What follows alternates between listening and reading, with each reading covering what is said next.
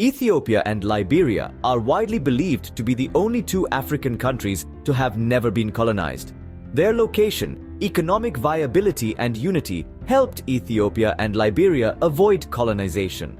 Ethiopia was officially recognized as an independent state in 1896 after decisively defeating invading Italian forces at the Battle of Adwa.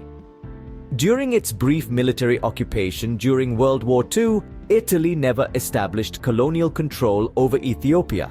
Despite being founded by the United States in 1821 as a place to send its free black residents, Liberia was never colonized after gaining its full independence in 1847. Between 1890 and 1914, the so-called Scramble for Africa resulted in the rapid colonization of most of the African continent by European powers. By 1914, around 90% of Africa was under European control. However, because of their locations, economies, and political status, Ethiopia and Liberia avoided colonization.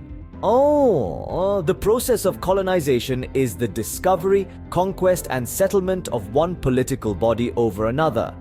It is an ancient art practiced by the Bronze and Iron Age Assyrian, Persian, Greek, and Roman empires. Not to mention the post-colonial empires of the United States, Australia, New Zealand, and Canada. But the most extensive, most studied, and arguably the most damaging of the colonial actions is what scholars refer to as the Western colonization. The efforts of the maritime European nations of Portugal, Spain, the Dutch Republic, France, England, and eventually Germany, Italy, and Belgium to conquer the rest of the world. That began in the late 15th century. And by World War II, 2/5 of the world's land area and 1/3 of its population were in colonies.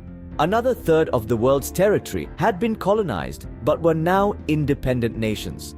And many of those independent nations were made up primarily of the descendants of the colonizers, so the effects of Western colonization were never truly reversed. There are a handful of countries that were not subsumed by the juggernaut of Western colonization, including Turkey, Iran, China, and Japan. In addition, the countries with longer histories or higher levels of development before 1500 tend to have been colonized later or not at all. Characteristics that drove whether or not a country was colonized by the West appear to be how difficult it is to reach them, the relative navigation distance from northwestern Europe, and the lack of a safe overland passage to landlocked countries. In Africa, those countries arguably included Liberia and Ethiopia. Considering it essential to the success of their economies, the imperialistic European nations avoided the outright colonization of Liberia and Ethiopia, the only two African countries they considered viable players in the trade-based world economy. However, in return for their apparent independence, Liberia and Ethiopia were forced to give up territory, agree to differing degrees of European economic control, and become participants in European spheres of influence. Our story begins around 400 BCE, when the region now known as Ethiopia was recognized as the Kingdom of Axum. This kingdom, documented in the King James Version of the Bible, was considered one of the four great powers of the era, along with Rome, Persia, and China. Its geographic isolation and economic prosperity, alongside the unity of its people, laid the foundation for a nation that would resist the onslaught of colonialism for centuries to come. Fast forward to 1895, when Italy, hungry to expand its colonial empire in Africa, set its sights on Ethiopia.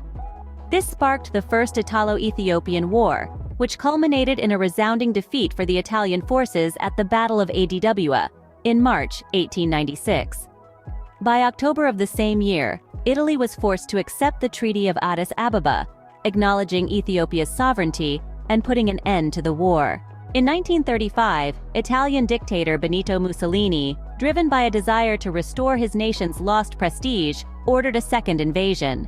By May 1936, Italy had succeeded in annexing Ethiopia, merging it with Eritrea and Italian Somalia to form Italian East Africa. But Ethiopia's spirit of independence remained unbroken. Its emperor, Haile Selassie, pleaded with the League of Nations in June 1936 for assistance in ousting the Italians and restoring the country's independence. His appeal resonated with the United States and Russia, but many League members, including Britain and France, recognized Italian colonization. The turning point came on May 5, 1941, when Selassie was restored to the Ethiopian throne, marking the country's regained independence. So why was Ethiopia never fully colonized? The answer lies in its people's indomitable spirit, strategic leadership, and unity. From the ancient kingdom of Axum to the modern nation, Ethiopia has stood as a beacon of resistance against colonial forces, a testament to the power of unity and the enduring will for sovereignty. Its history serves as a powerful reminder that no matter how great the odds, a unified people can shape their own destiny.